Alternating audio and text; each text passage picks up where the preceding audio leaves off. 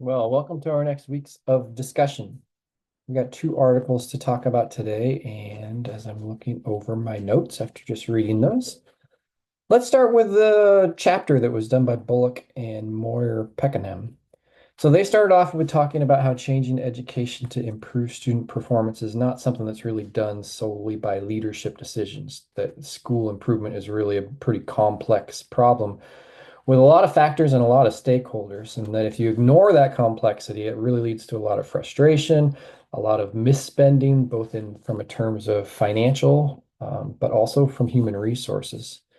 So they tried applying complexity theory to this type of scenario where they're going to be looking at, as you know, they're going to be looking at math scores or math success for students. And they're going to use the schools as a complex adaptive system is the language that they're using in there. That outs all these internal units or the internal groups of stakeholders with their own individual agency.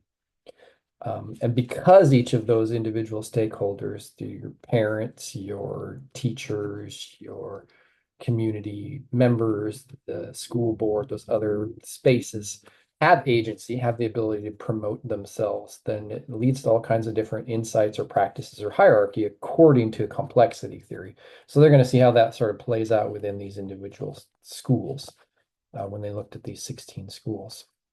So how do school leaders influence this big amalgamation of all these different stakeholders towards anything that looks like a shared vision?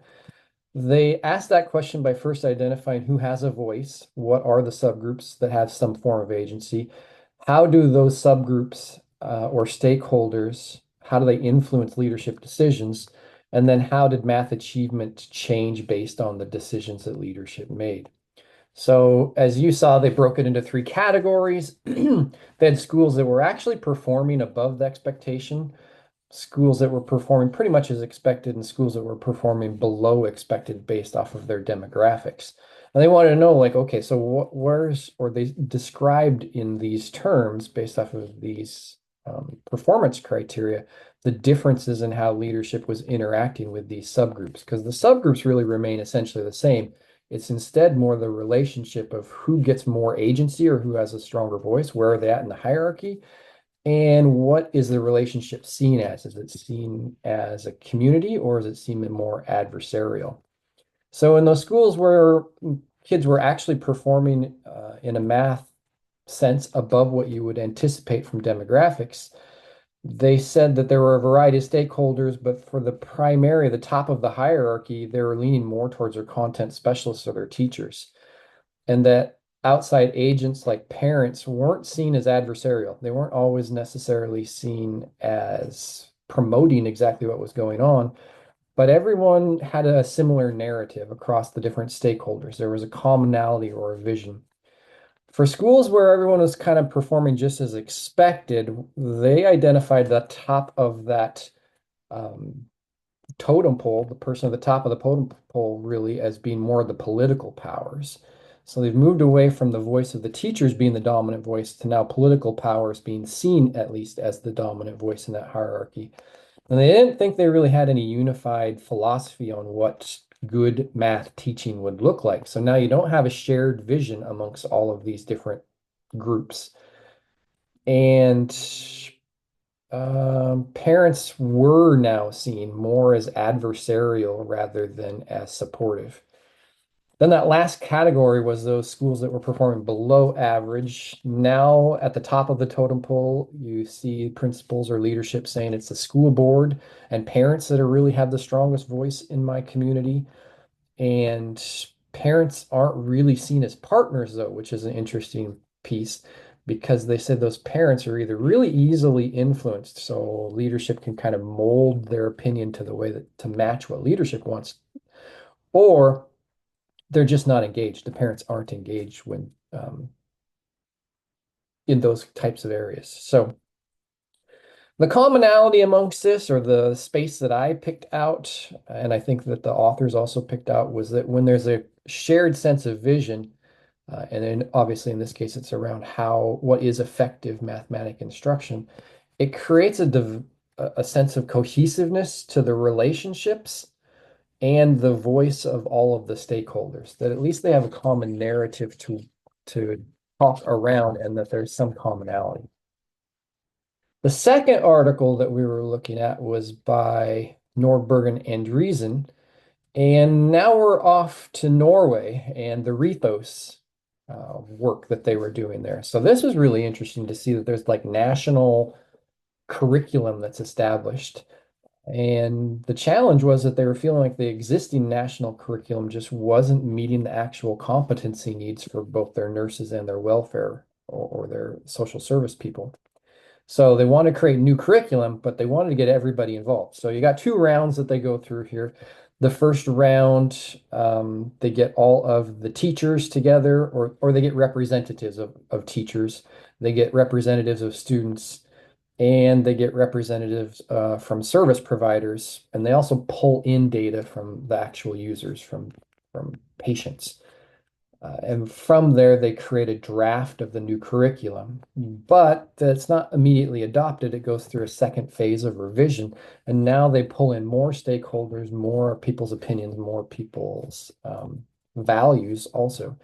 So in that second round, we start getting in professional associations and national authorities and educational institutions, which I think were already represented.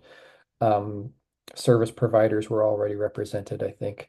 But you get service user groups and advisory bodies, and you just get a much broader spectrum of perspectives on what really should nurses and social workers be taught and what's most important for them to know to be helpful, to be valuable contributors.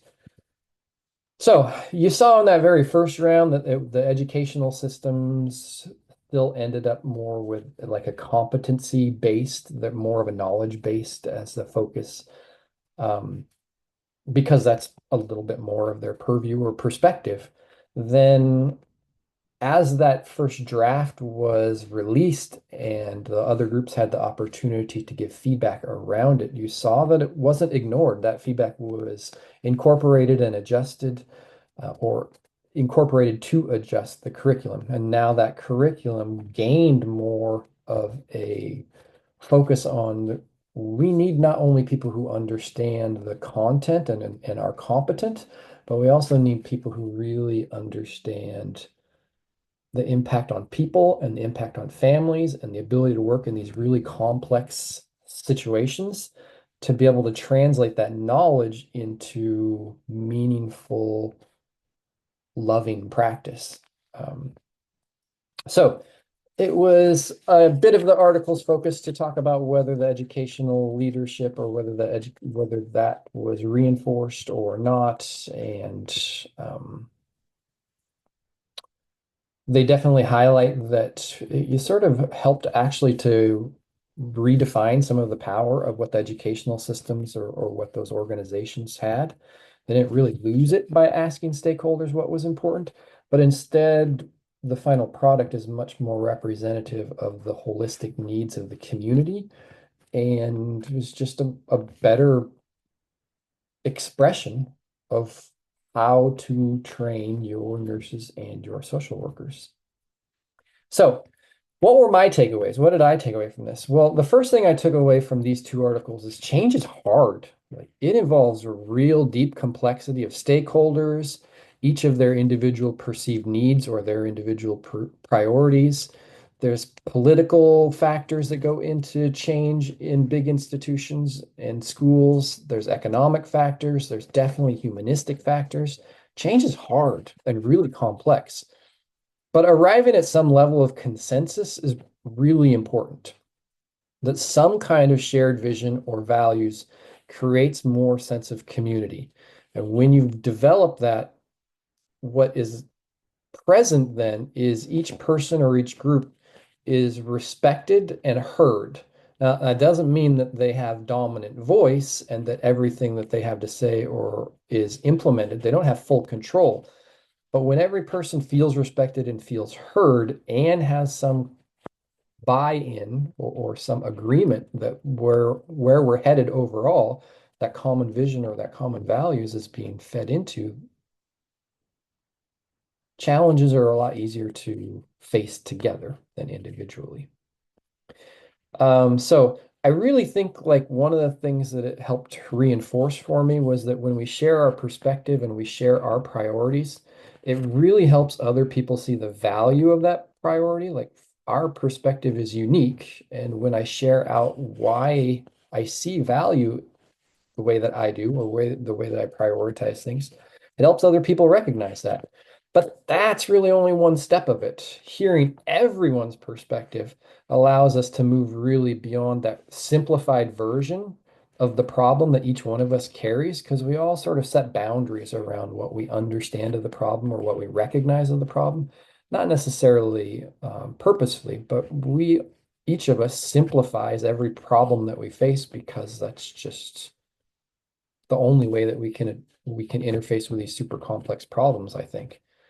But when we hear everybody's perspective, and I get to hear the importance of the values from that group and that group and that group and why they would prioritize things differently, I really broaden my own understanding of the complexity of the problem. And I think that that allows then for me to de-emphasize to some extent my own perspective, where if I hadn't heard everybody else's perspective, I would just assume that mine is right and holistically correct. When I hear everybody else's perspective, I can de-emphasize mine some. I hopefully still advocate for my perspective, but I'm much more willing to collaborate and much more willing to sacrifice some of the things that I thought were important to be able to support things that I now recognize are really important to everyone.